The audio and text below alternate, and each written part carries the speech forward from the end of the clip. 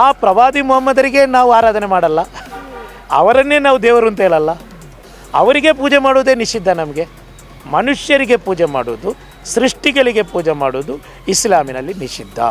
ಇಸ್ಲಾಮಿನಲ್ಲಿ ಅಲ್ಲ ಮಾತ್ರ ಒಬ್ಬನೇ, ಅಲ್ಲಾನಿಗೆ ಮಾತ್ರ ನಾವು ಇದು ಆರಾಧನೆ ಮಾಡ್ಬೋದು, ಪೂಜೆ ಮಾಡ್ಬೋದು.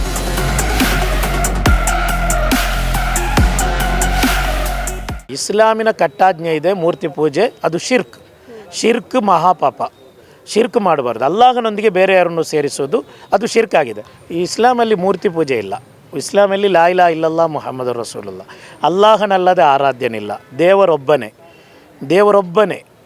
ಆ ಅಲ್ಲಾಹನಿಗೆ ಮಾತ್ರ ನೀವು ಆರಾಧನೆ ಮಾಡಿದರೆ ಮಾತ್ರ ಮುಸಲ್ಮಾನಾಗೋದು. ಬೇರೆ ಯಾರಿಗೂ ನೀವು ಆರಾಧನೆ ಮಾಡುವಂಗಿಲ್ಲ, ಪೂಜೆ ಮಾಡುವಂಗಿಲ್ಲ. ಅಲ್ಲಾಹನಲ್ಲದೆ ಬೇರೆ ಯಾವನೇ ಇಲ್ಲಿ ಆರಾಧ್ಯನಿಲ್ಲ ಅಂತ. ಆದ್ದರಿಂದ ಪೂಜೆಗಳು ಅವರವರ ಧರ್ಮಕ್ಕನುಸೃತವಾಗಿ ಜೀವನ ಮಾಡೋಕ್ಕೆ ಅಲ್ಲಾಹನೇ ಹೇಳುತ್ತಾನೆ, ಲಕುಂ ದೀನುಕುಂ ವಲಿಯ ದೀನ್, ನಿಮ್ಮ ಧರ್ಮ ನಿಮಗೆ, ಅವರವರಿಗೆ ಆ ಧರ್ಮ ಅಂತ. ಅಲ್ಲಾಹನೇ ಇಲ್ಲಿ ಅವಕಾಶ ಕೊಟ್ಟ ನಂತರ ಶಾಫಿ ಸಾದಿಗೆ ಏನು ಹೇಳೋಕ್ಕಾಗಲ್ಲ.